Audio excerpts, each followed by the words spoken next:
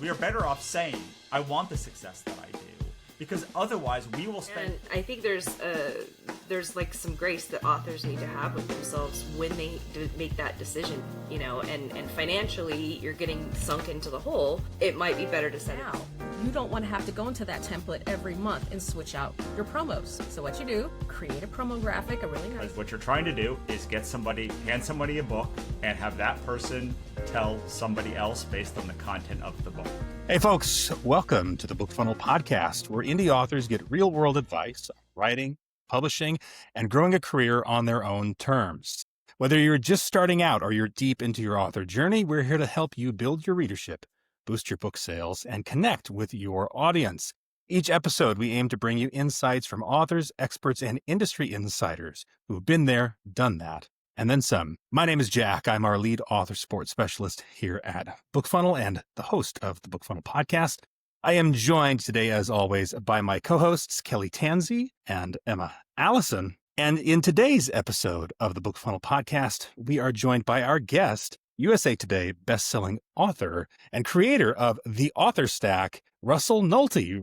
Russell, welcome to the BookFunnel podcast. Glad to have you here. Thanks for having me. Yeah. I'm so excited. I love BookFunnel so much. We hear that a lot. We try not to let it go to our heads. But yes, we're glad to have you here as well. We're looking forward to today's conversation. For those in the audience who might not be familiar with you and your work, give us a little rundown. Tell us a little bit about you. Sure. Well, I started in film like 20 years ago, and then I moved into comic book publishing, and I wrote all of these books in one. This is all one universe, and I have a bunch of other, but well, not the nonfiction. The fiction's all like 43 books in one universe, plus a bunch in another universe, and then I've written like 19 books for writers and courses and all of that stuff. It kind of like did it on accident because people just kept asking me questions, and I wanted them to leave me alone so I can write books, and they just wouldn't ever do that. So I just kept writing more books and doing more things. And then it kind of like took over like my life, especially starting 2021 when Monica and I co-wrote the Get Your Book Selling on Kickstarter book, and then escalated over the last 4 years or so. Right. So it can happen that way for some people. Everybody's got a different journey on their way there. What are you currently working on, or what are your current projects right now creatively? Well, I guess right now I write a lot of transition a lot of comics for romance and like lit RPG authors. I take their books and I move them into comics. And then I write a lot of author stack articles. Most of my life is in nonfiction now. Mm-hmm. But I did just launch the final book in my God's First Chronicles universe. So as far as writing, most of it's in nonfiction right now, but I am very excited to have people read anything that I wrote, because I know what a blessing that it is. Right, exactly. Emma and Kelly, the three of us, of course. How long has it been since the three of us have all been here on the podcast? I feel like it's been a few episodes. It's been since June, I think, since I've been on. Right. Yeah. Now, keep in mind, we're recording this at the end of August. So folks, you're probably going to be hearing this or watching this or listening to this in September. But yeah, it's weird. It's been a few months. Yeah. So I don't know what you two have been up to either. We like to touch base with each other, Russell, at the beginning, because we're all authors as well, and just see what we're working on. I will go first. I basically unplugged and went on vacation twice. And then I had I had a kid start middle school and one start kindergarten all on the same day. And that was enough for me. But I'm ready to get back into creative stuff. I've honestly kind of just leaned into unplugging for the last couple months. I'll be quite honest. But Emma, Kelly, I don't know if you have any information you want to volunteer, give us an update on where you guys are at. Emma, I know you were did you complete your second edition of Night in His Eyes? Is that complete, or is that still a work? I can't remember where we left off. Ish. It got to 180 and it's still not done. So I split off the first 80,000 and I'm releasing that as the new book 1. Prince of Night and Storm. So Night in His Eyes will be book 2, because that's how we roll.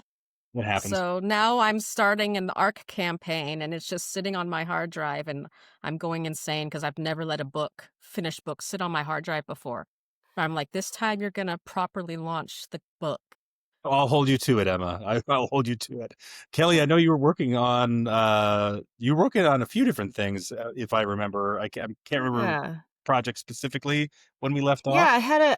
I had a collection that I was working on with about 20 other authors. We all had it's a shared worlds collection. So Mhm. we each are releasing once a week, and yeah, I released on Mondays. Did the Yay! whole thing, Nice. and it's out Congrats. there again. It's my first book in years since my series, which is still incomplete. I still need to work.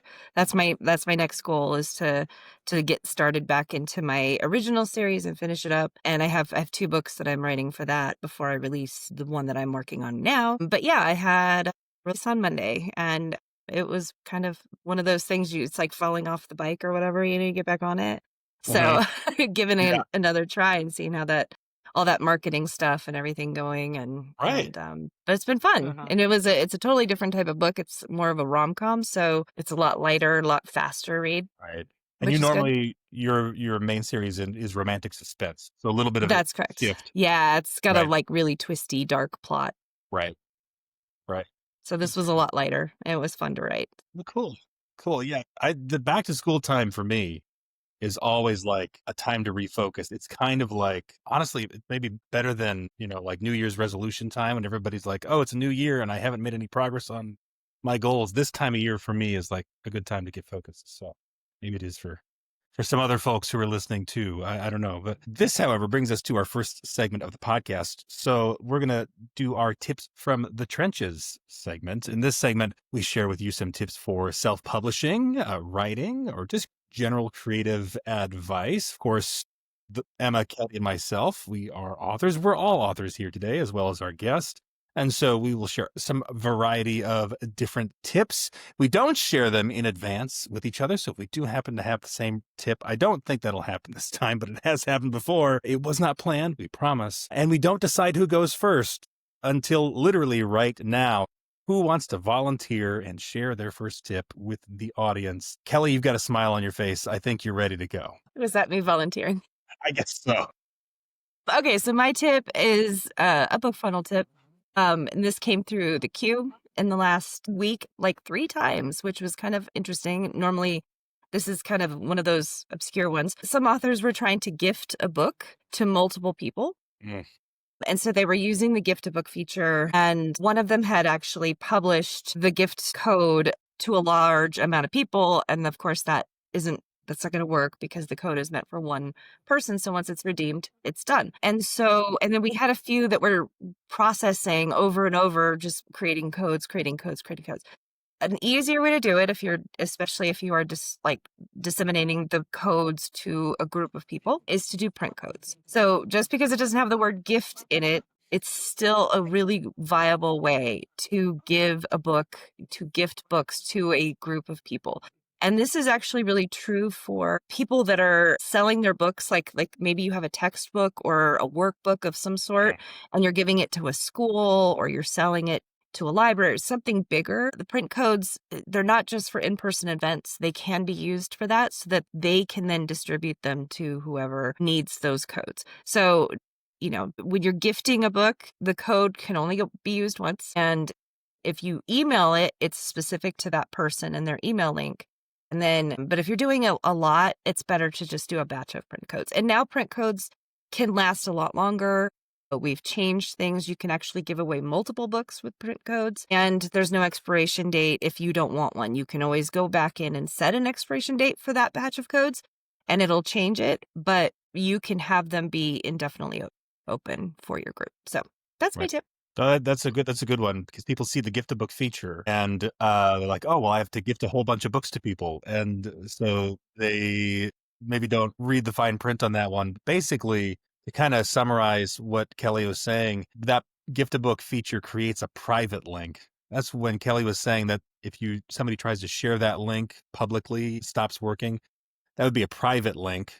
And a private link is supposed to be tied to one reader. And so essentially, when a private link is shared, like a gift a book link, just like Kelly said, nobody will be able to other than the first person will be able to get it. And that's intended. So it's a safety feature. So if you create a gift a book and then try to share it with everybody, yeah. I've been around long enough. Kelly, I know you've seen that dozens of times. So it's a good tip. It's a good one to mention because it's definitely something that people will stumble into. I'm going to pull this tip from one of our webinars about newsletter design. So we all know you're supposed to have a newsletter template because we don't do nothing from scratch, okay? We don't do nothing from scratch. So if you want to schedule a whole year of newsletters in advance, duplicate that template 12 times. Now, you don't want to have to go into that template every month and switch out your promos. So what you do, create a promo graphic, a really nice one, duplicate it, change the color grade, put the month on it, and then for each month, embed that in the corresponding newsletter. Then you go to pretty links. You go to your custom domain and you create a pretty link and you embed that single pretty link in each one of those banners. And all you have to do each month is go into your pretty links and swap out the link that it points to, which is a lot faster in theory. I'm on the BookFunnel dashboard all the time, so it's a lot faster for me than opening up my newsletter dashboard.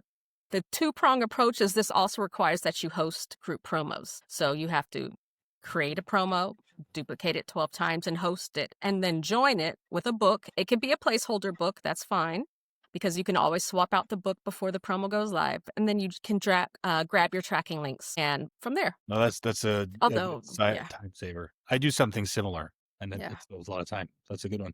So mine's a storytelling one and kind of an odd, this might come out of left field a little bit. If you've got a situation, I mean, sure, everybody's familiar with Reddit-like stories, right? Like the Am I the Asshole type stories or that sort of thing, like Reddit drama stories. They come in all shapes and sizes. A fun exercise is to take your story, whatever it might be, especially if there is a little bit of interpersonal drama to some extent, and write it as a Reddit story. And sometimes you can even use this, or you can even use, some people I know have used like AI tools to do this sort of thing, if you're okay with that, or you can do it yourself. Either way, you can like adapt it to that writing style, write it from the point of view of your character, even go so far as to like theorize what would be the comments in that Reddit thread. So I, of course, in my book have a situation that is perfect for that. And it was a great exercise that actually led me down several rabbit holes where I realized, oh man, there's things here that I haven't considered that characters would be thinking of doing, or character motivations and that sort of thing. So adapt your story into a Reddit drama thread. If you're not familiar with those, go read them, and then you might find that helpful. Jack, I'm going to do that for my very next reel and then give you the link so you could see my homework. Because like, that's effing brilliant. Can you imagine? Yeah, no, it finally dawned on me because I'm like, this is something that sounds like it would be on a Reddit thread, a Reddit drama thread. I'm like, well, why don't I just explore that? Why don't I just go down that road and see what I find? And I did, and it worked out really well. So in my case, yeah, it was pretty fun too. Yeah. So Russell, whatever you've got for us, your turn. All right. I've been debating between two. I think I'm going to change mine to the second one that I was going to go. So I'm like an author success business guy. And so I will say that if you want to grow your readership or like your marketing side of this, like you should go and study Dropbox, because all books are product-led growth companies. It doesn't have to be Dropbox. It could be Slack or any of the companies that are trying to like get really good at product-led growth, because books are basically the exact same business model. I know Michael Evans says books are subscription, but like which I think is true, but also I think they are product-led growth as well, because what you're trying to do is hand somebody a book and have that person tell somebody else based on the content of the book and refer other people to it. So a lot of success, like there's not a ton of models for success in authorship, because like we don't talk about entrepreneurship very much in authorship, but they do talk about entrepreneurship a lot in entrepreneurship circles and in tech circles. So, I mean, you can do that for literally anything. Like you just like find the thing that's a comp in tech and then pretty much use those strategies. But yeah, that's mine. Yeah, no, that's interesting to look, essentially looking outside the publishing industry for something that authors are frustratingly terrible at. Authors are frustratingly terrible at even following advice when it's in their exact subgenre and doing the thing that all the people in their subgenre is. Like I was just saying, I did a webinar earlier and the people were like, will this work for my genre? And I'm like, I'm not going through that. Like I do not care. Like you need that this you need to figure out a thing that works in my exact genre is like the main frustration that I have with author mindset, because the things that are working in your genre will likely not lead to your growth because so many people are doing it. Like if you want to really grow the easiest, the most easeful way, you should find things that work outside of your genre and bring it into your genre because no one's doing that thing. And thus you have an outmoded ability to grow from it. Like you will get outmoded success. And you know that it works because you just saw it work. Like if Dropbox is doing it and working it, it's probably going to work for you. Right. To adapt what works instead of doing what everybody else is doing. No, that makes sense. You have me thinking already. I've got like gears turning in my head. There's been My something. entire business succeeds because I'm very good at extrapolating from known data. Like I knew that that worked for comics to do Kickstarter. And so I just was like, what if we just did that exact thing with books? And shockingly, like it worked because they're both bound objects. Like same thing with like Substack, like all of these things that I do are just like taking something that works for another segment of the industry of even publishing or even outside of publishing and bringing it to like my business because nobody is doing it. And we all only have 5% of the puzzle. So like you ladies who do romance, I love you, but like you do not have 100% of the puzzle. Nobody in romance is 100% of the puzzle because like there are things that tech does, there are things that video games do, there are things that RPGs do, there are things that every other that like you don't even think about, that you won't even think are business models. And like they will blow your mind. And everyone who does that thing does it. And they think that it's the most banal thing possible, but it would like blow your mind. You can take Lit RPG as one example of this. Like they did a bunch of stuff that Lit did, that literature does in RPGs and a lot of things that RPGs do. I'm not even talking about the writing. Like they took marketing strategies and were like, what if we just did both of these things? And like exploded in growth. Right. Does this translate to social media marketing? Because it was interesting you were saying that because Dunkin' Donuts, y'all, do not sleep on their marketing. They have hella engagement. And I was studying their posts for a while. Their posts are brilliant. And I'm like, I'm going to swipe some of these posts and do it in romance style, just see what happens. It's like, I mean, I think you should try all of the things. Like, I don't know. Maybe it will flop, but like you probably won't get, like it won't destroy your career to try a Dunkin' Donuts post. But like the thing that's not going to work is doing the thing that is already not working. Like that's this is going to get really wonky, but you guys have me on this show. You know who I am. Yeah.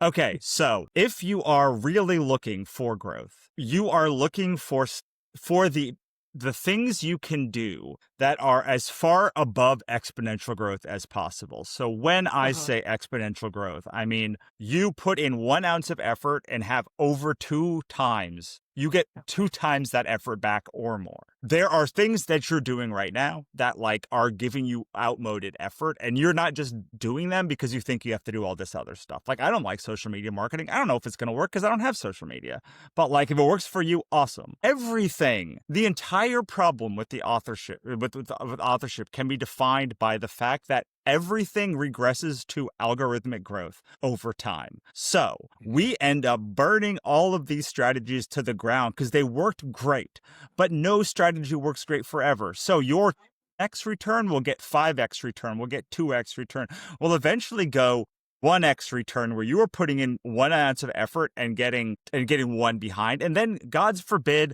it goes logarithmic where you're putting in 1 ounce of effort and you're getting less than 1 return. So if you know that this is true for all growth, no matter what you do, like the goal is then to find the thing that has the most growth and systematize it before it gets to 1 one growth, like find a place to automate it, delegate it, or drop it, and then find another strategy that works really well, and then layer those things on together so that like by the time you have 5 years going on, you've got 2 or 3 things that work really well together and will be sustainable, because there is a point of sustainability that will probably be based on Facebook ads somewhere around 1.66x growth, which is most ad returns somewhere between 1.5 and 2 times growth.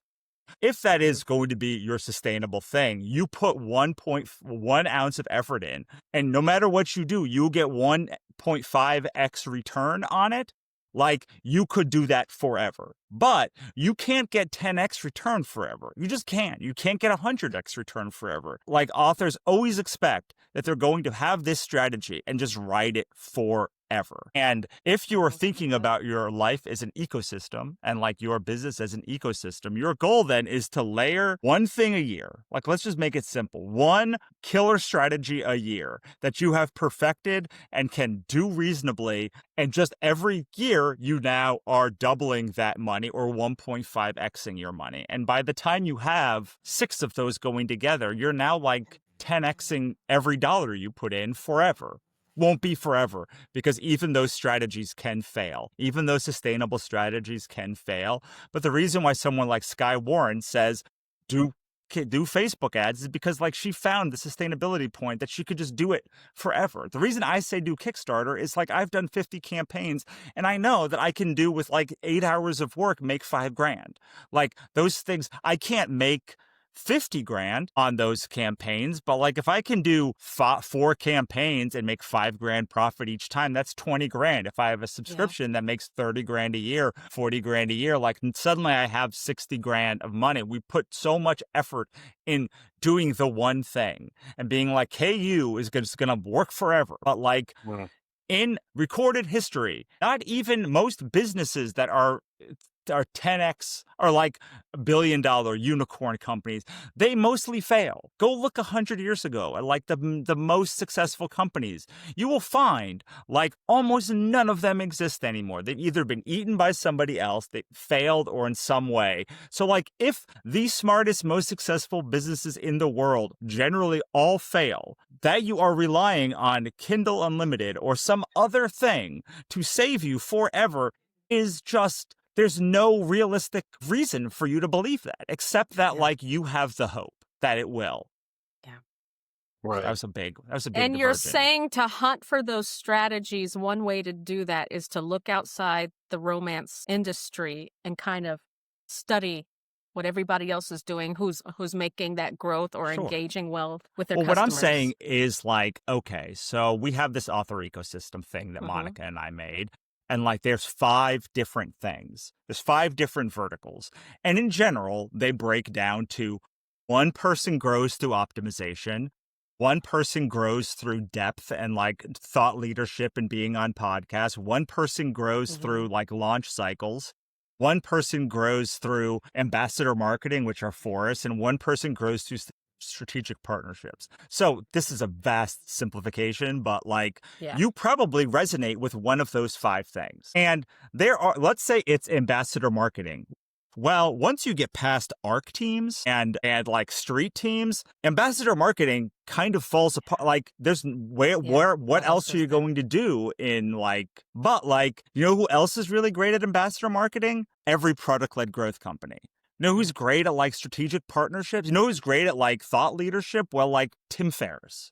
Or like or Elon Musk is great at like thought leadership. Like that's just like his whole thing is like, I spend $0 on advertising. I just am making it through earned media. So like whoever that is, like there are a finite number of ways to succeed doing that currently in publishing, because publishing is an antiquated industry that like doesn't have very many growth strategies. But no industry is, because if you go to comics, they will say the way you grow is through conventions and Kickstarter. And only recently have reader conventions been a thing in like the romance community. But like if you were a fantasy book, you should be doing big big conventions of like comics, because that's where tons of pop culture people gather. Yeah. It's not just the reader conferences tend to only work for romance readers. But in general, like if you are really good at like talking to people and making a connection with them, like there's an entire string of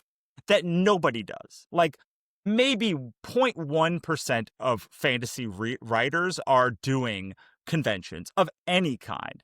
They certainly aren't doing any, but like to go to like David Vergoots, he has that scare mail thing, which is just like a thing that he pulled from another industry that was like working really well. And he's like, what if I did it for horror? It's like, shockingly, readers like the mail because they already like reading things. So finding something that works for someone else and being like, I wonder if I could like scale this thing that's already scalable. It's already scalable. And you can see it's scalable because if someone's running ads to it for a length of time, they probably have figured out how to scale it. And if someone else can scale it, you can probably figure out how to scale it. And the fewer people that do it, the better, because the chances of you getting outmoded arbitrage on it are very high. And the chances that you are going to massively fail are pretty slim, mostly because you probably aren't that successful already. So like, who cares? Like what we know, what you know, if you have been through this in any length of time, is of the 10 strategies that like exist in publishing for growing, like none of them are working. None of them work for almost anyone. Like there are either better but if you really love arc teams, there's are ways to make arc teams work 100 times better. Just like not in publishing, just like in other places. Like they're not called arc teams. They're called something else. I don't know what they're called. Schmark teams. But like whatever that thing is, they'll be like, Product wow. ambassadors. Yeah.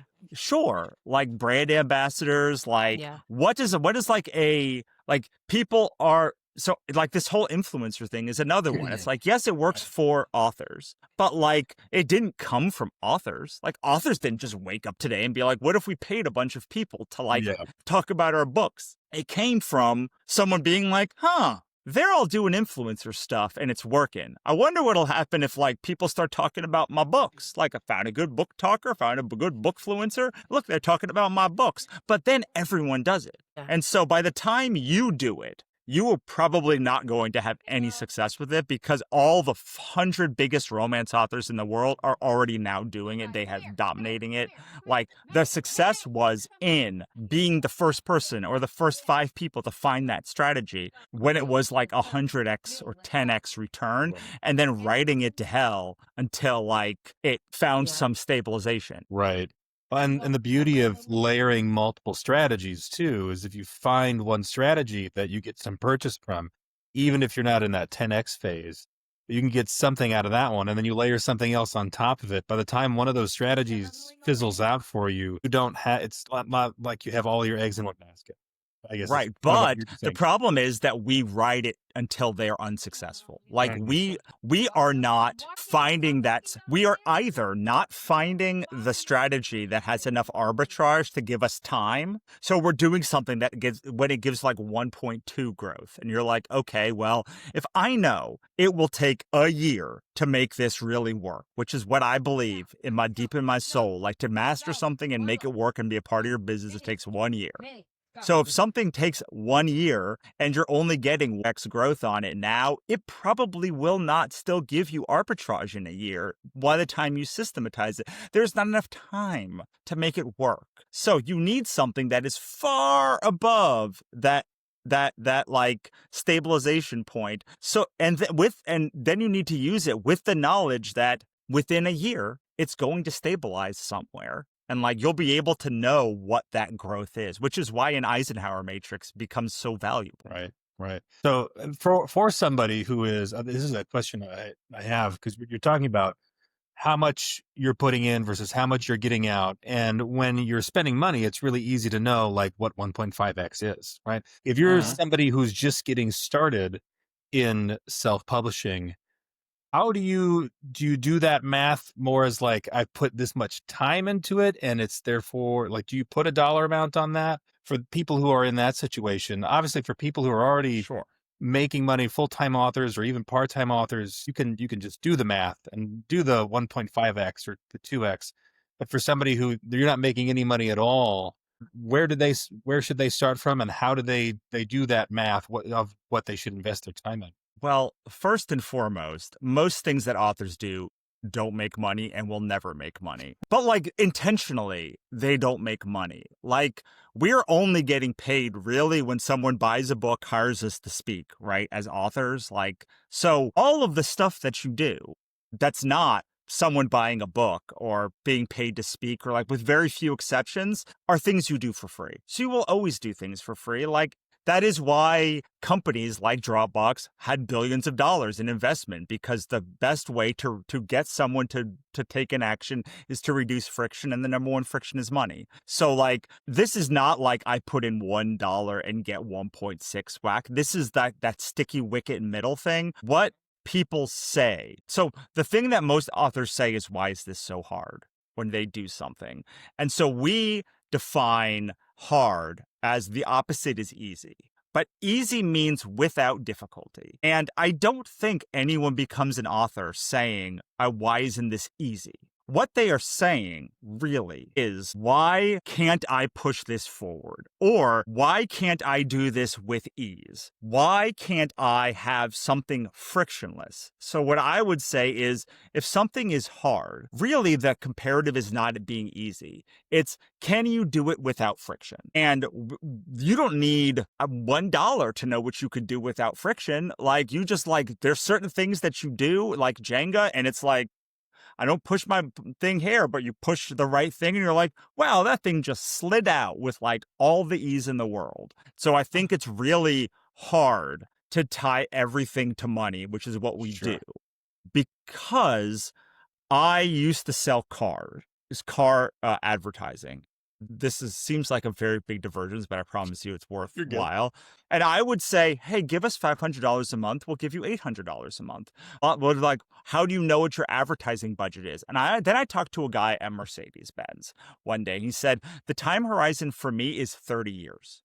I need to spend 30 years putting money into advertising and marketing so that when that person comes to my dealership at 36, they want a Mercedes. And like, what I'm saying is, you have to make them want the Mercedes before you even have the series. Like 90% of our time should be spent trying to get someone to know that, like, I have a Mercedes here, and 99% of that is going to be free.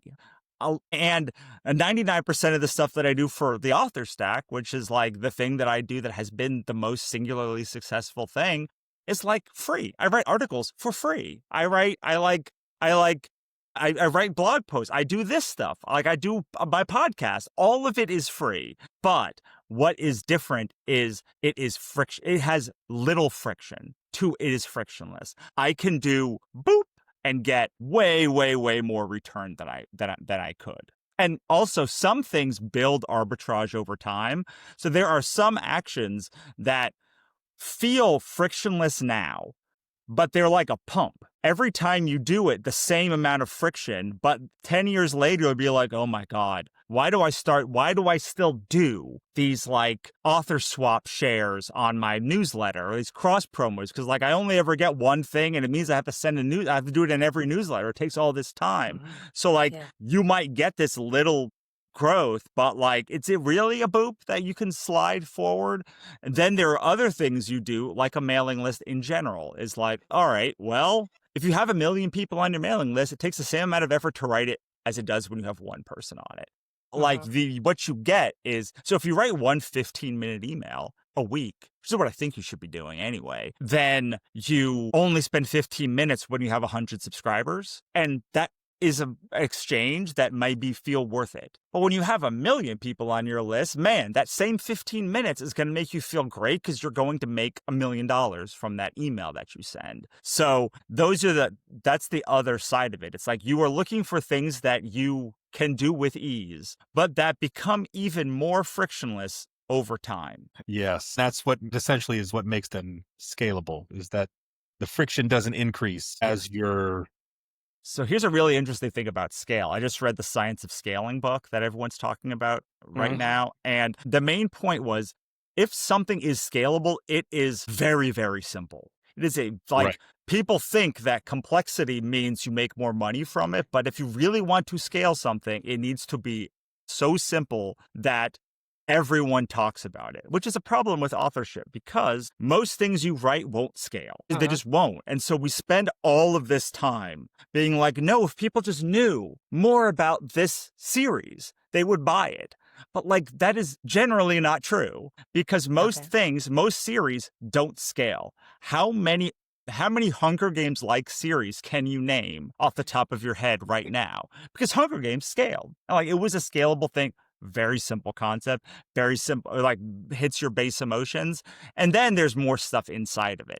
But like, the reason I say there are going to be things that already make it frictionless is because, like, okay, so my first series is called The Gods vs. Chronicles. It is not scalable. But my second series is called The Obsidian Spindle Saga. And the first book's called The Sleeping Beauty. Then The Wicked Witch, The Fairy Queen, The Red Rider. Like, it is things that are just like more popular.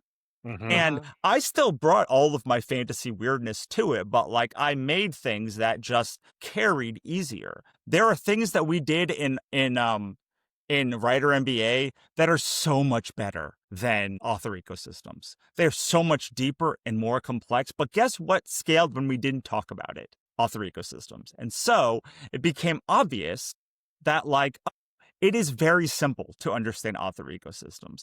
It is very simple because it tells me about myself, and we have an endless capacity to learn things about ourselves. Like, in retrospect, it was easy to see why that scaled. But the truth is, the reason why I still talk about author ecosystems today is because we didn't talk about it for a year, and it just got more and more popular. And like, these are all very easy things you can do without like spending any money. Like, anyone can write a book and then not talk about it. Like, it's very easy to not talk about a thing. Look at all these things I'm not talking about right now. And then we tend to put money before scalability. And what I'm saying is there is an organic scalability to all things.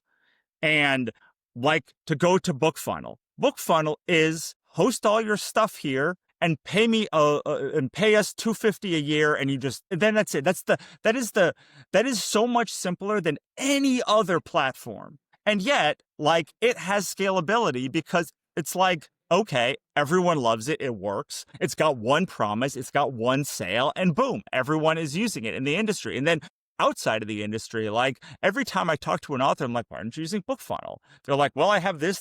I'm like, it's just like, do it. Okay, just like, go give them $250 or $500 like dollars to do the audio too, and just like, it all works. It's great. And like, that's true with Shopify. It's true with all of these things. And like, but like, I'm relatively confident that Damon didn't just start doing $1 billion of advertising for like BookFunnel when he started doing it. He was like, this seems like a good idea. Gave it to some people. Those people told other people. Those people told other people. Those people told other people. So like, the reason I talk about product-led growth is, like, a scalable series, you don't have to do anything after you write the book. You don't have to do like 1,000 interviews, except to show people you can go buy this book. Now, you just know you could go buy this thing, like it, and then it just works on its own. But we put so much effort into the things that we make and money behind it, myself included, that by the time we actually see that something's not scalable, it is deeply in debt. We are deeply in debt on that series. And then we have sunk cost fallacy. Like, I got to keep working on this series. So there are things that you do that with ease now, like today in this moment. Like, maybe it is social media. Maybe you hate social media. But like, you should not do things you don't like because it will not be successful. And also, everyone knows. Do you think really people don't know you hate doing the thing that you don't like doing? Like, everyone knows. Right. Discord. I love to be on it. I don't like to manage it. I'm like, no, it's interesting because there's a number of guests we've had on, and like, you're connecting some dots to things that others have said. And names are escaping me right now, which is really embarrassing, but I apologize. But no, like you said, this idea of, we had Becca Simon, she talked about, well, if you wanted to do it, you would have done it. Like Yeah. you would have done it. And we're talking about more about like motivation, because authors get these ideas of like, oh, well, everybody's doing TikTok. I've got to do TikTok. And then you write this whole like plan about how you're going to do it. And then you don't do anything at all and you beat yourself up about it. And it's like, well, Yeah. if you didn't do it, you didn't want to do it. And when what you said there about yeah, if you're doing the thing that doesn't work, like, and you don't want to do it, everybody knows, and you know too. You just might not be able to admit it to yourself. Right. Well, that's because in order to get like you only the only good marketing is the marketing that you do, and you only do marketing that you like. And what I Uh-huh. mean by like is like has two factors. One is I enjoy doing it. And two Yeah. is I have a positive feedback loop from it. I use this example of like if a dog bites you in the leg every day, it doesn't matter how much you like it. Eventually, you like how much you enjoy that dog. You're not going to like them over a long enough period of time. You might still take care of them. I Yeah. know plenty of people that have like a not great dog that they are like committed to, but they have a nebulous relationship to. So the reason I say do the things you like is because it already by definition gives you a positive feedback loop. You like it's just Yeah. there. Like Yeah. you like it, so like you enjoy it, and like it at least isn't giving you a negative experience. Yeah. Right. Or at least the negative aspects of it are tolerable. Yeah. Right. But I was thinking about that with some, authors who have stepped away from certain series and they beat themselves up over the fact that they needed to walk away because the feedback loop they were getting is it's not selling. People didn't enjoy it. It was disappointing. And, I want to move on to something more creative, a little bit different. Right. And I think there's like some grace that authors need to have with themselves when they make that decision. It's not easy to make. But again, we had Becca Simon here, and it was kind of like, who do you owe that to? You don't owe that to anybody. You are not, the sunk cost fallacy is really real. And that Right. goes for the money that you spend on advertising a series that isn't doing well. It's not giving you the returns. You're looking at that feedback loop and it's just negative. And sometimes you have to say, I'm either going to not finish it or I'm going to finish it later. And I'm going to Right. come back to it when I'm in a different place. Yeah. And I think that's important for everybody to know that, like, if it isn't working, if it's not scalable, if it isn't, working for your creativity or your all of it, and financially you're getting sunk into the hole, it might be better to set it aside and work on something that makes you happy. Well, so Right. this is my this is where I'll say something like all this stuff that we said is like just do what you want and like you'll have, but like I have to now do the other thing, which is like that does not mean you should write anything. What Yeah. it means is like let's say you really want to write a cozy mystery book series, a paranormal cozy mystery, and like you want a guy main character to run a hamburger stand. And you want them to be a psychic. I would say, okay, what is the overall thing that you're trying to do? And could you make that a woman who is a witch who runs a coffee stand? Because those three things are just wildly more popular than, like, we know that they're more popular. So, like, if it doesn't break your series, why would you not do the thing that is the most popular in your genre? Like, look, don't write fantasy if you don't want to write dragons. Like, just like, don't do it. Like Yeah. if you don't want to like dragons, witches, or fairy tales, just like, don't write fantasy because like, or write fantasy and just know it's going to be. Because there are things that you're like, I have to get this story out. I know I'm not going to make any money on it. And it's like, okay, cool. Well, how can we maybe make money on this book to at least break even? Can we run a Kickstarter? Can we put it in an anthology? Like, can we do, like, what thing can I do to, like, at least get value from this thing, even if it's not money? Can I give it away for free? Like, look, if you know you're not Yeah. going to make any money on a thing, and like you should give it away for free, because the best way to make $1 million is to give away 1 million books, copy of your books. So like, well, can you do that on BookFunnel? Like, can you do that on retailers? Like, I don't know, but like there are all of these red lines that like people have in their books, and in order to make the book work, and that's okay. But just like a relationship, maybe you get 3 to 5, and like aside from that, you should just like kind of give the audience what they want, because like, what do you care? Like, do you really care that this person makes coffee instead of hamburgers? is that integral to the plot of your book? And if it is, I would say, how? How can making hamburgers be a recurring thing for your mystery novel? When this is not a food book. Like, this is not what is you're telling me every book in this series is going to revolve around hamburgers? That does not sound like a series that's going to last very long. And that's okay. Again, that is okay. If you want to do all of the things I just said, then you should do it with an open mind. But we have to get past this idea that I get to write whatever I want whenever I want it, and I get to make the money that I want to make at any time. Because that is not capitalism. That is not the system we live in. We've not a system we've ever lived in. Going back even to Conan Doyle, he tried to kill Sherlock Holmes so many times and just couldn't because he wanted to write weird esoteric books about fairies. And guess what doesn't sell? Didn't sell in the 1800s, doesn't sell now. Weird esoteric books about fairies just are not going to get you on to a main stage publisher where it's going to be carried by a lot of places. Yeah. So it's it's okay to make this choice and to vary your choices. I know all of my friends who are super successful have birthday books or something that they know is going to make very little amount of money. But guess what is really good about having a big audience? You get to write things you want and they make money. So I could write almost anything and make $5,000 from it, somewhere between $3,000 and $5,000, which means I can write any weird thing I want. Some of the things that I write will make more money, but we spend all of this time trying to raise the ceiling of how much our books make. But I think this is the wrong question. The question really is, how can I raise the floor so that any book that I make, no matter if you want to make weird books, how can any book, no matter how weird I make it, still make $3,000 to $5,000? And it turns out that when you have a bunch of people at the top of your funnel, you end up with a bunch of people at the bottom of your funnel who like your weirder stuff. Not everyone, a small percentage, but enough that you could run a Kickstarter and make $3,000 to $5,000, that you could make a subscription just for your weird thing. I don't know what the thing actually is, but if you had a subscription that made you $10,000 a year and you were I'm going to force them to read this book, they probably are going to read it because they're paying you already. Yeah.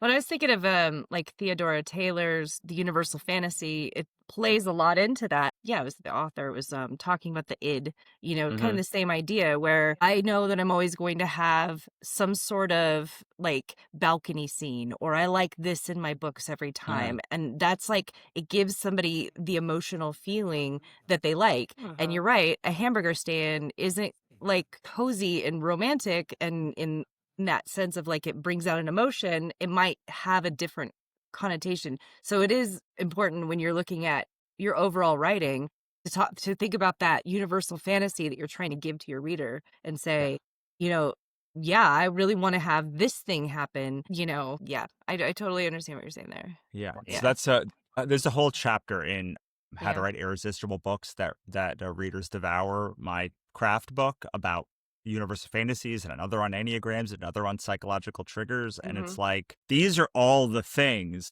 that we can control. We are authors. We can't control necessarily the plot of the book that we have or the thing we really want to write. But we can say within the bounds that I want to tell this story, what are the things that will increase the likelihood that more people want to read it, which is the end goal, right? I know a lot of authors who claim that they don't care about the money and whatever. I'll let them have that delusion. But I've never met someone who doesn't want more impact for their reading. I've never met someone who didn't want more people to read it or like it or talk about it. I didn't know one person who's been I wish less people would share my book. No one. Otherwise, you would keep it in a drawer. Because here's the thing. All writers are extreme narcissists because their book's on the cover. Their name's on the cover of the book. You didn't have to put that book out. You didn't have to put your name on it. You have to put your picture on the back. And it's okay that we did this. We expect people to not only buy our book, but read it, devour it even, and fall in love with it so much that it becomes a part of their identity. Do you know how conceited you have to be to say that? And we all make it all day, every day. And it's can we just admit that? Because whenever someone says, I don't care about being known, I'm what's your name on the cover? Well, it's not. Why is your picture on the back? It's not. Why are your words inside? You could have left it in a thing. Could have left it in a thing. You could give it away for free, but you chose to price it at an amount an amount to make money on it. And like, it's okay. Like, but we have this thing that like we have to be these, and all artists are the same way. Like, I think like actually like painters and stuff can get away with this a little bit more because like they're like spending one day on it. We spend months on these books. Like, we spend years sometimes on it. Like, we want people to read it because we think that the message that we're giving them is important, and it is. But like, can we just pass this like idea that we don't want people to read our book, that we don't look at why are the bad reviews hurting you if you don't care? Like, why are the good reviews like giving you like making your day? Like, why did your reader event where you met 2 people so exciting to you? Like, these are all things that are incongruent with the picture that we as writers have of ourselves. And it's just like, it's holding us back. I'm not saying go around saying you're like the biggest human being ever. I'm not saying to like have this bravado, have this big like thing, like be bigger than you are. But it's like, it's okay to say, I made this thing and I want you to read it because I believe in it enough to have spent the last year of my life thinking about it. Some of these books I've been writing for 15 years. 15 years. And like, the minute that I was like, you know what I am? I'm a metrovert. I'm not an extrovert or an introvert. I only gain energy when attention is on me. That is the only thing that I care about, really. It's not my favorite part of myself, but that's at least congruent. That was like saying I was an extrovert didn't work. Saying I'm an introvert extrovert, but it's like, yeah, like I'm gaining energy now. And the minute that I stop talking and listen to someone else, my energy is going to drop like 100 things. And I don't like that about myself, but it is true about myself. And we are better off if we want the success that we do. We are better off saying, I want the success that I do, because otherwise we will spend our entire life sabotaging ourselves, saying, I don't deserve this thing that I want. And it's like, then you're going to read all of my books and be like, I tried all this stuff. And I'm going to come back to you and say, no, you didn't. And I will probably say, you take that back, because it is insulting to think you got this from reading my book. Like, let me show you what actually would come from it. And all of that stuff is okay. But like, we need to be congruent with ourselves. We need to, if we want to stop self-sabotaging ourselves. And the only thing we're better off than lying to ourselves that we want to make money and get our books read is like in self-sabotaging ourselves without us knowing. Well, this really went off a rail. No. No, it's a lot to think It's about. incredibly true. Well, and that self-sabotage can probably lead you, like, now that I'm thinking about it, it's like that self-sabotage justifies continuing to do the same thing that hasn't been working, the same strategies that haven't been working. Because it's even worse than this. Because I talk to people who've been doing this for a while, and they're like, why am I not succeeding? And I'm like, because you're not doing the things you know work. It's like, I know your business. These 3 things that you've done in the past year got traction. And what happened the minute that they got traction? You stopped doing them. And so you already have all these things that are working in your business, but you'd want something new, or like, oh, that wasn't congruent enough with my thing, or like, oh, I got whatever it is. Like, so many people who have been doing this a long time and are not successful still at the level that they want to be are like, they have 2 or 3 things. I've written them all the time. I'm like, wait, weren't you doing this cool series that was like making a bunch of money? It's like, yes, I stopped that. Really? Yeah. Why?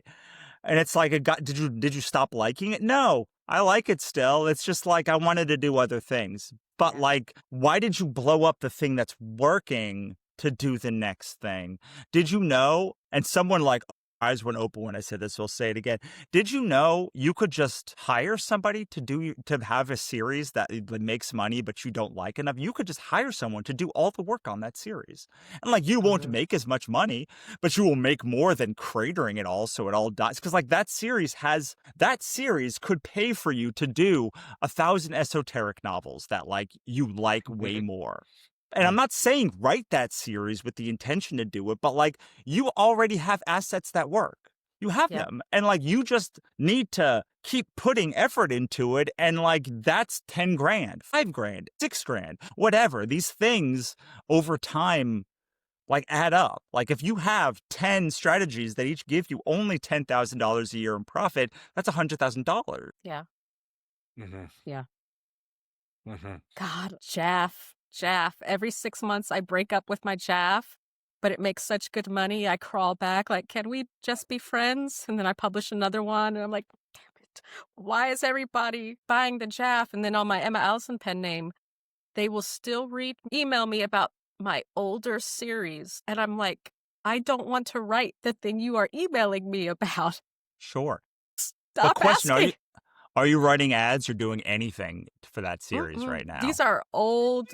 Well, I lied. I am. I just started re-editing the first book in one of the series. No, not re-editing. Like taking a thing that you do not putting any effort into and running ads to it.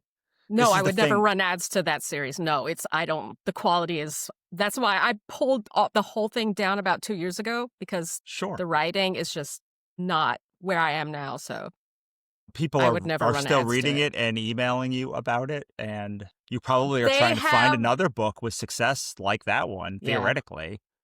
So it's like, okay, well, I don't know. I don't like everything that I ever put out either, but like we are now spending time making a brand new series from scratch that will make $100,000 when we probably have books in our past that could just make us 20 grand. It doesn't have to make 100 grand. It just has to do some work. It could be bundled with other books together. It could be in like, I don't know what it will be, but like you went from making money on a thing that people want you to write and they like the writing quality enough, so who cares what you think, to like doing nothing with it at all. Like it was not like a slow gradual wind down. You do nothing and people are emailing you and you're like, instead I'm going to try and put all my hope into this new thing. It was totally an ego thing because I started rereading them. I'm like, this writing sucks. I'm not going to let people read this. I'm going to re-edit it. So that's what I'm doing now. But sure. No, this is the exact thing. This is the exact thing that I'm talking about. Like, we are all run businesses.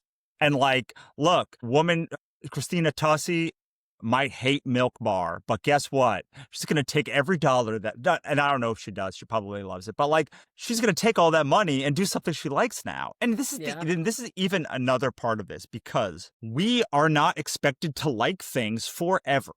As authors, we are like, oh, well, I'm writing this series that's going to do the next 10 years of my life. And guess what? You at 34 and 24 are very different people. Yeah. I hate every bit of myself from before I was 32.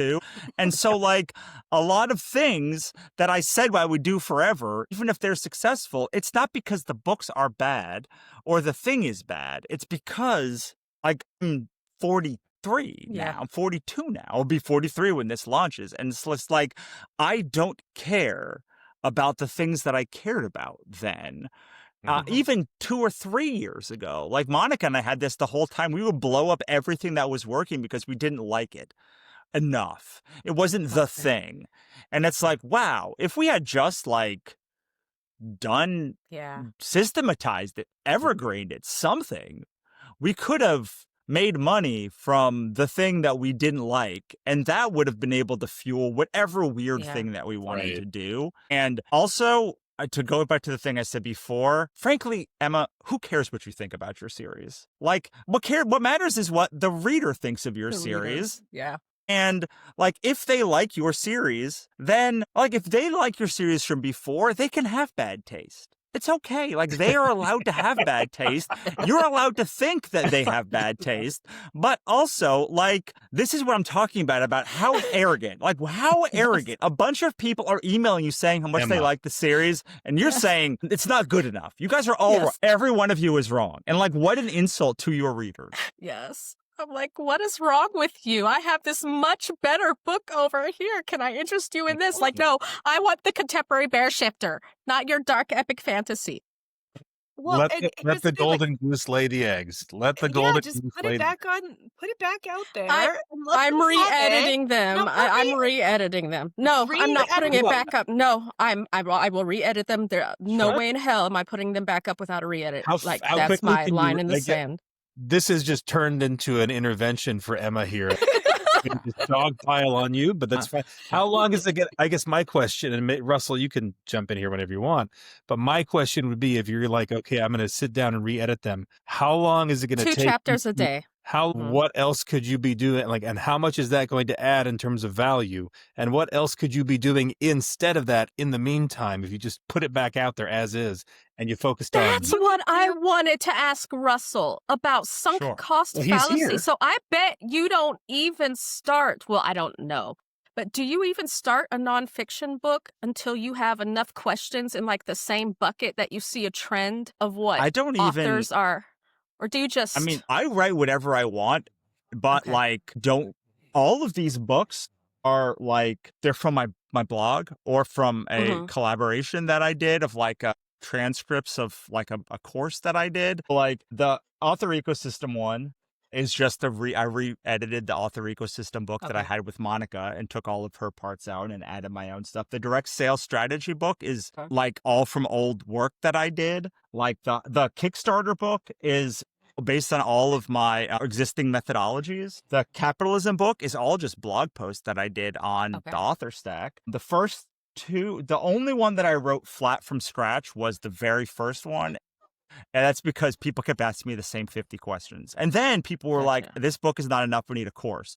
And it's like, I don't want the course. Can you just do it for me? And I just kind of like built it from there. But there's a section in, I think it's the capitalism book called it's definitely on the blog called The Bullseye Method of Growing an Audience, which is often very instructive, which is you want people in the core to come to your corey gooey middle. I hate to tell you all of this who's listening, but like, doesn't matter what book you love the most, it will get the least sales of anything that you everything you love. There's an inverse relationship between how much something makes and how much you love it. Yeah. Yes. So, like, Emma's just very instructive on this, just seems to be literally like doing this thing. But the thing that you can do is say, okay, I wrote these 3 really core gooey books. I wrote a book called Worst Thing in the Universe, which is narrated by God set in the distant future and about karma and capitalism. And like, I love it. It's my favorite book I've ever written. No one ever buys it. No one ever reads it that buys it. But everyone who does, the 4 people that do read it love that book. So like, there's this core gooey thing in the middle that I'm like, this is the thing that I want you to read. And I know that, like, okay, so my first series is a series because you need a signature series. For anyone who's like, why do I need a signature series? Literally every author who's been successful pretty much in the entire history of authordom has had a long series that they make money on. That's just like a thing you need. I cite a billion examples from every genre. So you have this long series, and I was like, I like mythology. I had these 2 graphic novels, Katrina Hates the Dead and Pixie Dust, which did very well. And I was like, I'm going to base my first universe on that. It became the God's First Chronicles. And it turns out things that are popular in comics at conventions are not popular on Amazon. Okay. Like, at least not as popular on Amazon. So then I was like, okay, I need to do better. I need to write a story with romance at the center. So I was like, but I don't know how to write romance books like really well. So I ended up writing books that had romance in them. And that was the entire conceit, was just, I need to learn how to write romance. So I'm going to write Invasion to like do that. And I don't know how to write YA action well enough. I know only how to write like really adult action. So I need to write this book, The Marked Ones, to show me how to do these things so that I can write my second big series, which is called The Obsidian Spindle Saga, which we talked. And then I have a book called Cthulhu is Hard to Spell, which is which is an anthology series that drives into Ichabod Jones' Monster Hunter. Again, the more so you need to create these things. Not everyone does. Some people just have mass market taste. Like Michael Bay just has mass market taste. He likes things that the market likes. So like, maybe you're that one. Most people are not. But like over time, with each series, you can learn, okay, I did better at this. Like the God's First Chronicles doesn't sell as well because there's a woman protagonist and because it's action, adventure, fantasy, and thriller.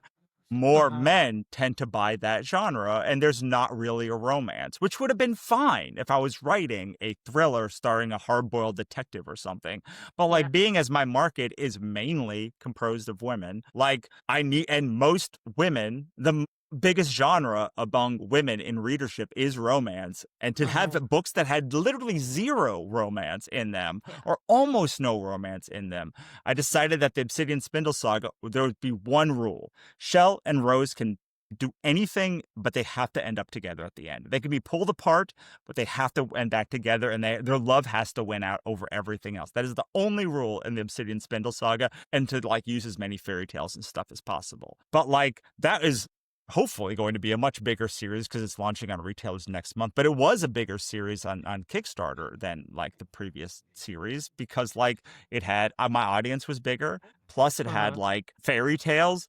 One of the books is called The Dragon Warrior. There's no books called Dragon with a dragon name in the series. And so like it was this like, and I guess then my next series, the one that did the best on one Kickstarter, was called Dragon Strife. And the first book is called Yeah. Dragon Scourge. And the second book is called Dragon Champion. Because if you want to write a book in fantasy and you want it to have some staying power, you need to write either dragon in the title with a dragon on it, or fairy tales in the title, fairy tales in it. Like one of those two things, with potentially romance, hopefully being a thing. Or like in epic fantasy, you can write sword and sorcery books. Like that's another Mm-hmm. thing. But like there's a finite number.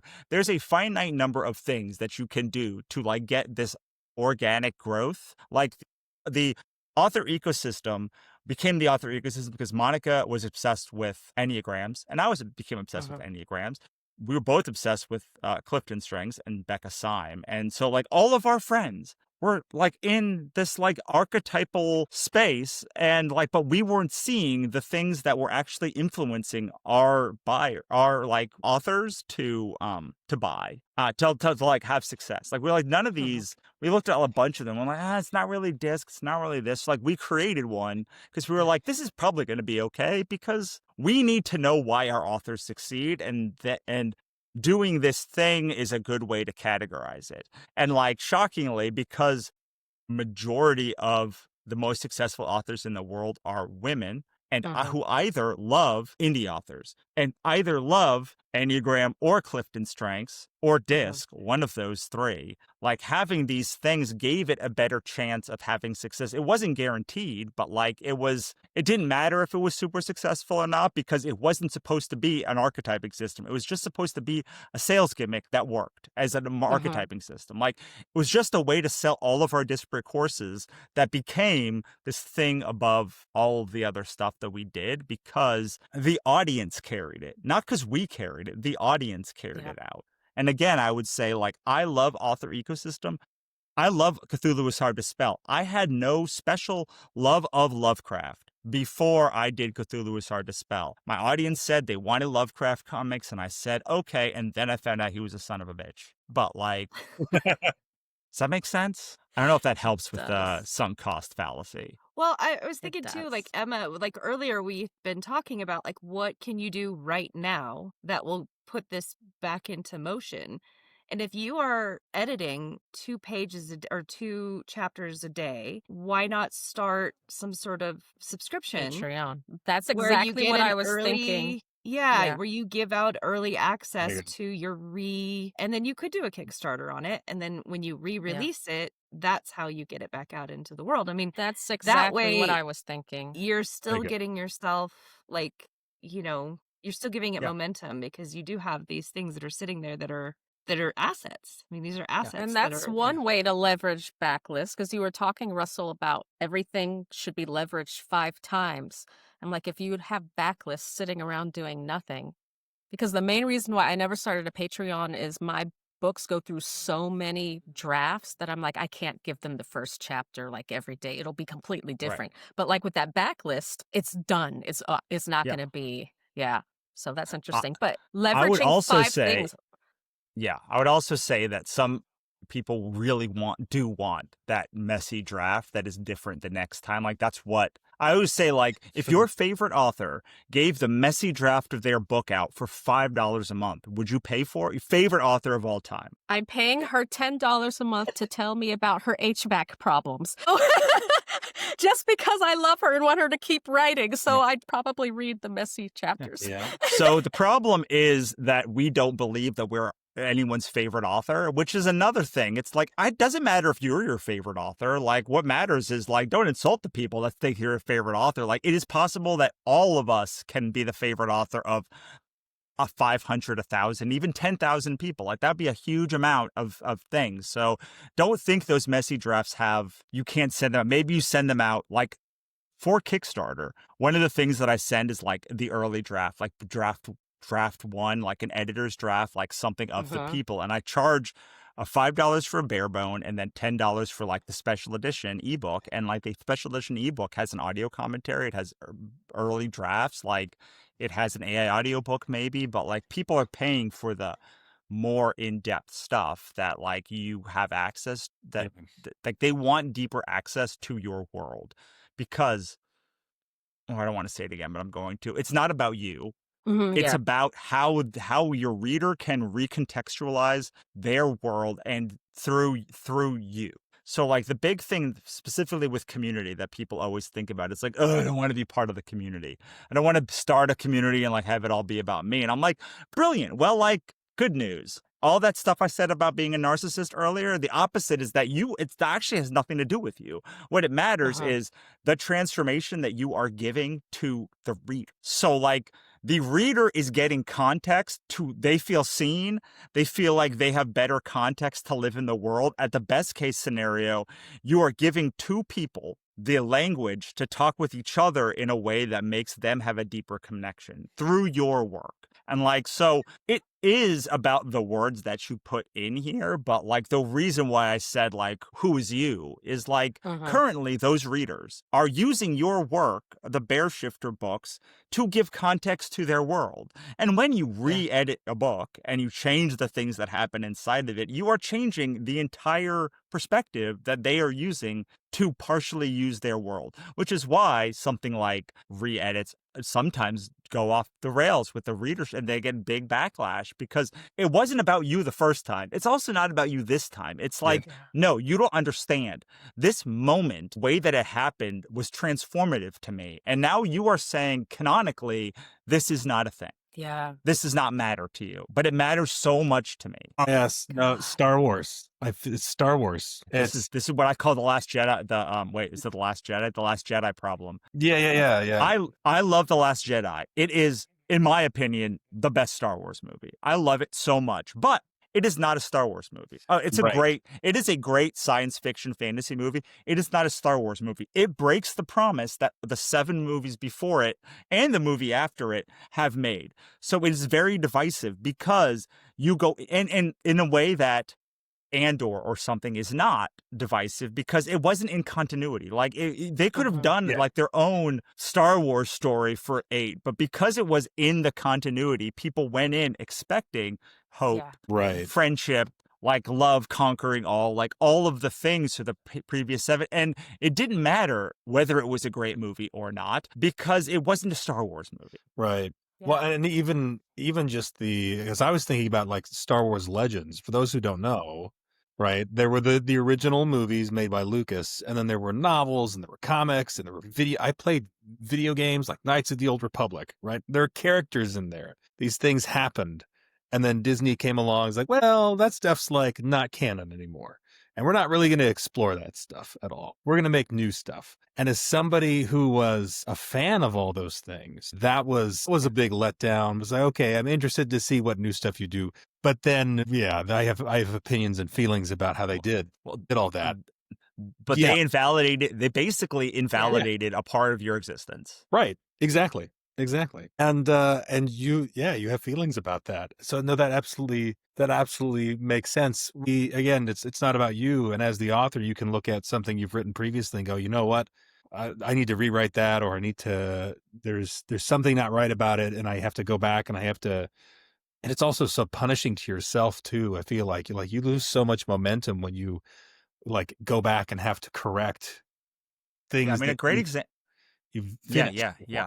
Yeah, absolutely. Well, a great example of this is like the Taylor Swift remasters, because she bound liking the new books to an identity of being a Taylor Swift fan. She said these ones are not mine. These are actually not my version. This is not my vision. This is not even owned by me. This version that I am making is my version. So if you want to be deeply in love with me, I am making my own version of this that I own and control all of this thing. I'm a huge fan of Kesha also. Like Kesha has had like these like back and forth things with like her managers. So like breaking through those rainbow and gag order, those things became like, I feel tied to like these songs more than the other ones were, because they tied their, like they said, to be a true fan of mine, like I am going on this journey and you need to go, and if you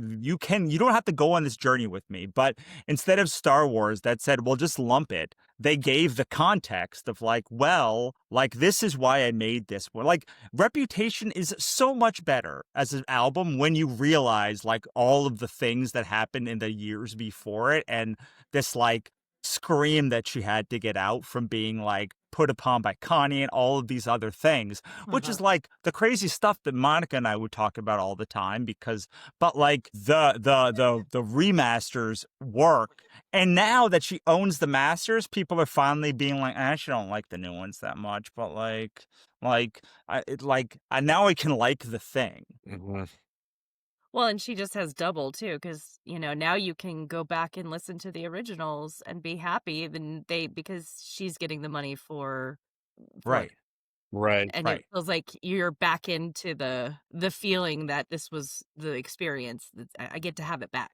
Yeah. Which works. So I'm not saying don't do the re-edits. Like if this is a thing you want to do, then do it. Like they're your things. You can like make whatever you want. However, it's not quite as simple as like, I'm going to do these. Not only are you taking away, like it might actually make it worse. It might make sales of that series worse. And now suddenly you've rewritten these books. You're like, great, I'm at least going to make some money on it. And they don't sell anymore because they're like, if she can do this to me, I don't even care. Who's to stop her from doing it in 2 years? Like maybe you That's a break good the magic. point. Yeah. That's And a are you really good making like point. major changes too, or is it more of like, grammar and, things maybe you didn't have editing? I flipped the POV and I'm editing the characterization of the male protagonist because he was an asshole in the original. And that was when I was a baby writer and I was trying to make him alpha and shit. No, he's a fucking asshole. I'm like, I can't have that. Like, I can't have my name attached to that. So I'm putting some more nuance in his character, which is probably not what my readers want.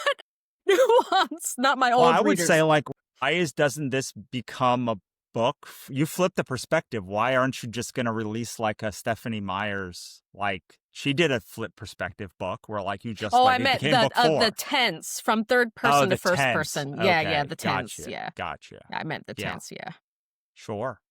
I mean, we'll see. these are the things that go like, you could spend, and not that I'm not piling on you, but like when you think about the thing that is the next part of your journey, like the question is like, why? And this makes sense because like you are perpetuating this way that like men are generally perceived and like that affects you negatively and you don't want to be associated with it. Yeah. It's like this actually I understand. A lot of people don't have this like reason. They're still making the same kind of books. They just like want to rewrite this other book. And so it's like, okay, where should my energy be focused? On a middle, like, and like they'll go back and do books that aren't even that successful.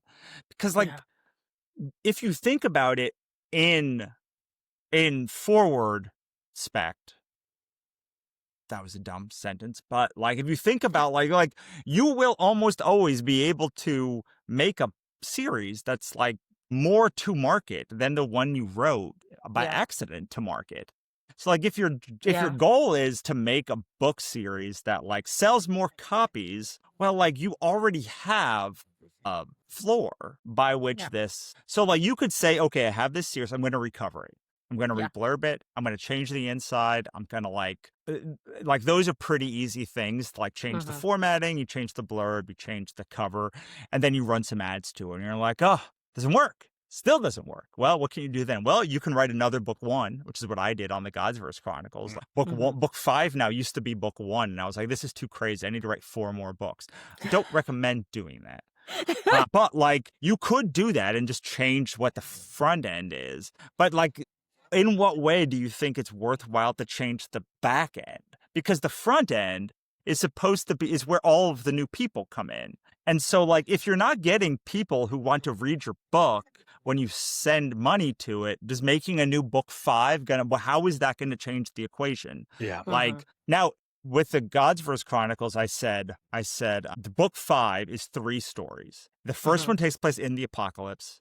Second one takes place 10,000 years later, and the third takes place right after that one. And like that's just too crazy. Like no one's gonna come. Like it was like no one is gonna go to book 6, which was book 2 at the time, because book 1, people that come in for the apocalypse story are going to be like, wait, I don't want this space fantasy story. And the ones that come for the space fantasy mythology story aren't going to be there for the myth. Like, it just like, it broke, like, didn't work. So I was like, I could either not make this series, or I had this idea for Black Market Heroine, which was the book that Magic became. And I was like, oh, this is a really good intro, because what you want in fantasy, not to get into like a specific genre, but like you need an early entry point, like the Dresden Files. The Dresden Files, the first book, is a pretty boring, tame urban fantasy book. I like it, but like by book 6 or 7, like he's like driving like dinosaurs and shooting up downtown. Like, but like that's not book 1. That's like book. So like I can totally see if you're like, look, this series works. There's great read through.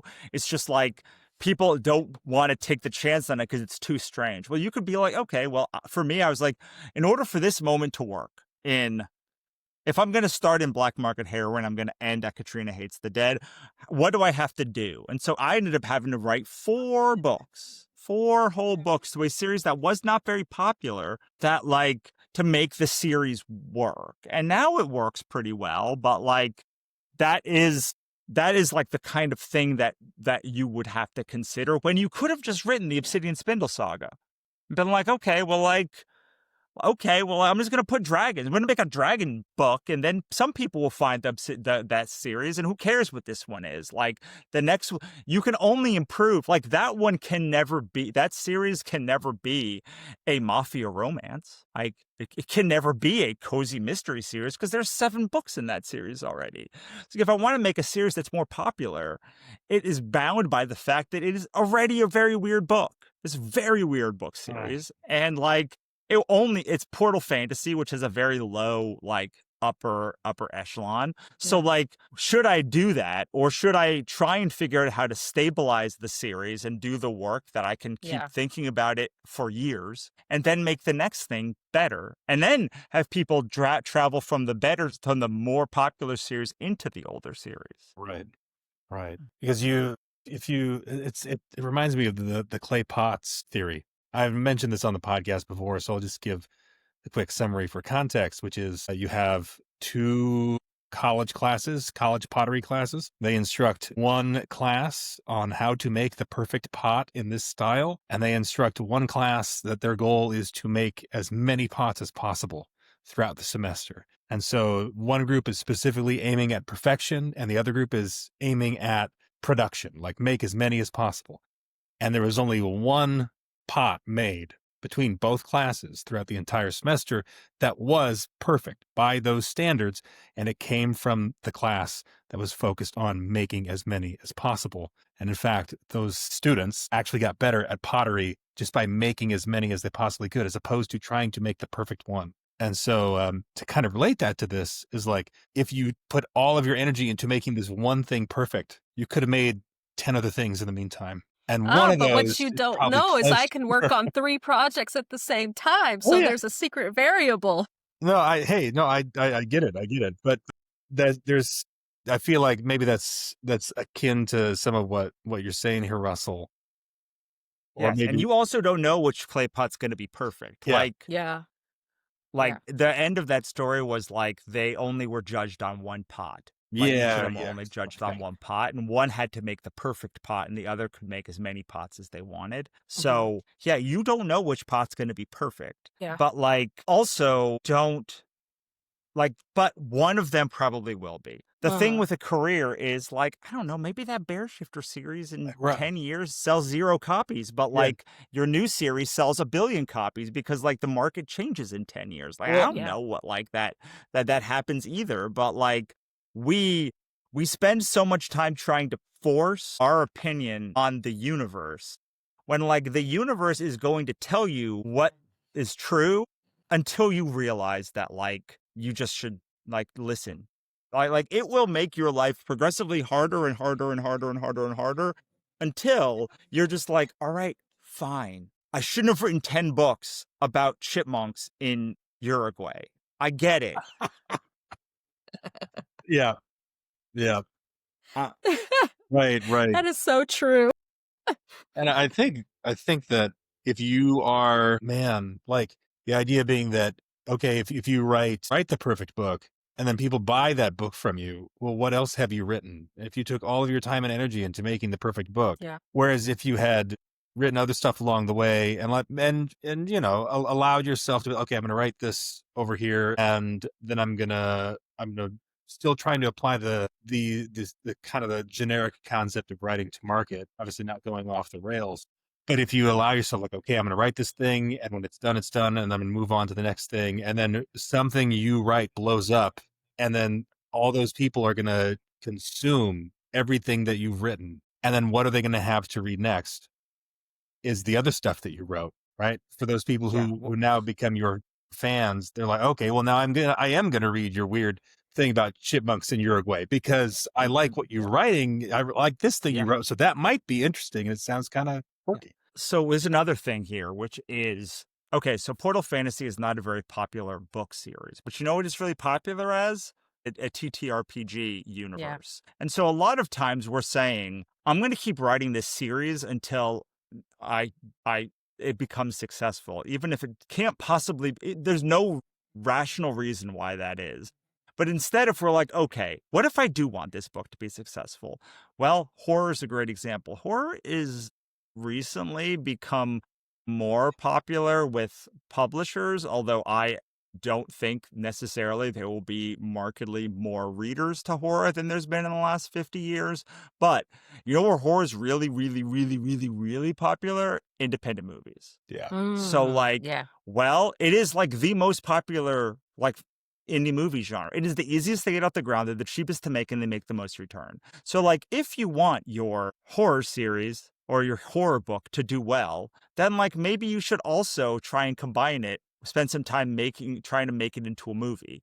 Maybe you should Right. make a web series. You know where it's also really popular? Audio dramas. You can make an audio drama for a fraction of what you can. So it's like, again, this comes into the, like, well, like, romance is really popular as a book genre, but it's, like, not super popular as a board game. Like, so it's like maybe I can force myself to be like, to like make a romance board game, but, like, if I was a board game designer trying to make a romance thing, I'd probably be like, maybe I should make like a what are those dating sims? Maybe I should Yeah. make a book. Maybe I should go to some of these other venues where lots of people already like my thing, and all it takes is me to say, "You really like this this TTRPG?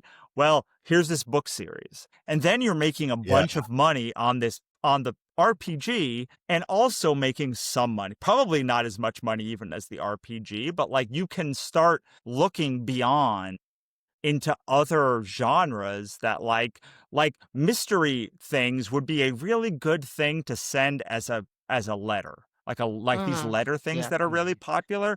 And I know that because that's a big part of these letter ones. They send like a mystery in a box. Like all of these. So it's like, well, if you wrote a mystery and let's say it's like off market, well, maybe you could make some more money bringing in people to the mystery, and you'd find a different segment of the market. And probably it's likely that they will be readers because they're reading letters, and they probably also will, and they like being guided on some level to what the experience is.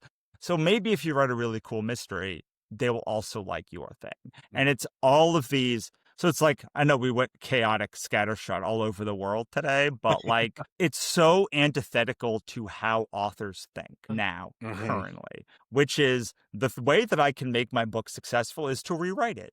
And it's like, maybe you could write another series. Like you might need just another strategy. You might need to make a dating sim. Like, I don't know, but we're currently doing this thing because Amazon is only good at one thing, or they are only good at showing you the next book. That's it. Yeah. Like, this is where the lie that like readers don't read across genre, which is just like, have you ever met a reader or a writer who does not read beyond one small genre? Or at least likes different kinds of movies? There may be some, but like that just doesn't. I've been doing this job for 15 years, and since I started, I was like, well, that doesn't sound right.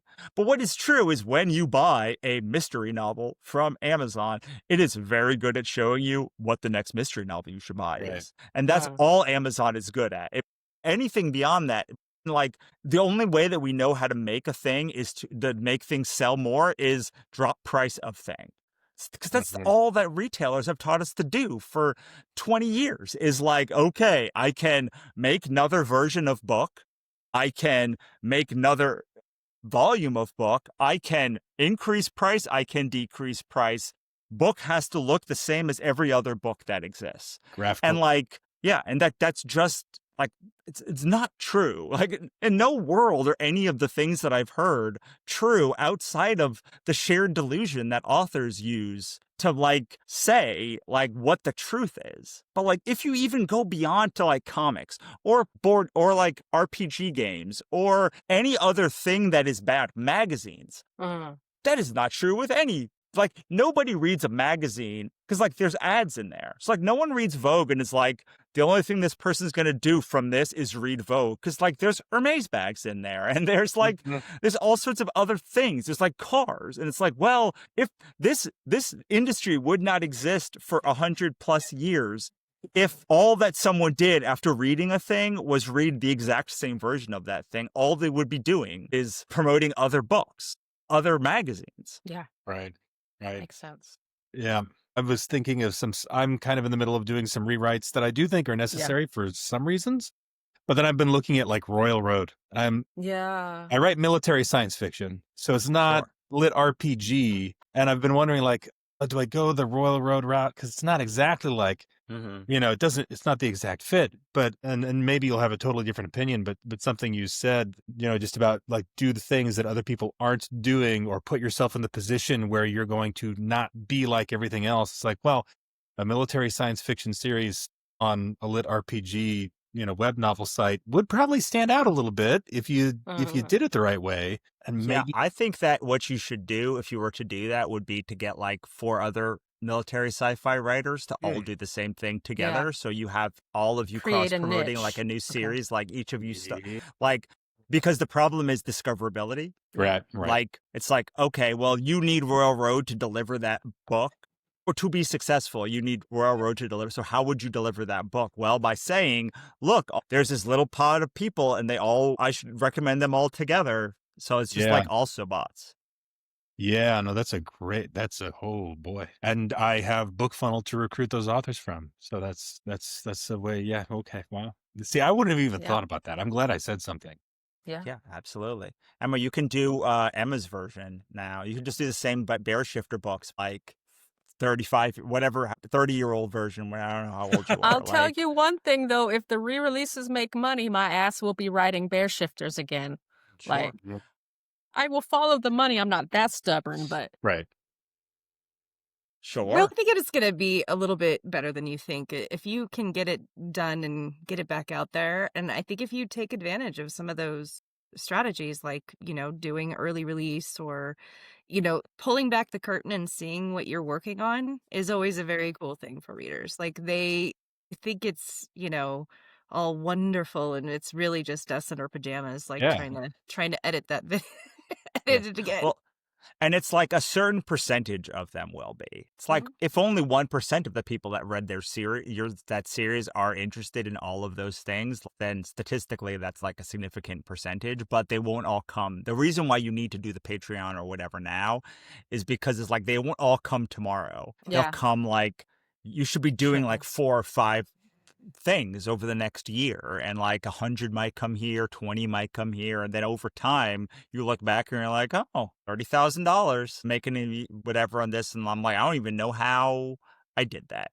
And it's like So these do you little recommend having just one marketing focus a year? Because like if I'm doing Kickstarters and I'm doing Patreons, but you're saying do all the things, or am I no. misinterpreting? So I think you can start a Patreon is an exclusion to this thing because it undergirds everything. You have to just not think about like the success, like it has to be 0% of your focus. You just have to, so like you can do this where you either like schedule it or you have someone else schedule it. Like it can't be your focus until it becomes your focus. But like, and you don't have to necessarily do it, but like you will be a year behind. You are pretty much, whenever you start a subscription, 2 years from success in that subscription. So like, if you want, like, I would not say, aside from like reading the Substack book or whatever, like you don't necessarily need to like make it look good, but say, I am going to, this is $1. Like these are like really low stakes, like that I'm doing. Like I'm not giving you anything new, but I'm giving back.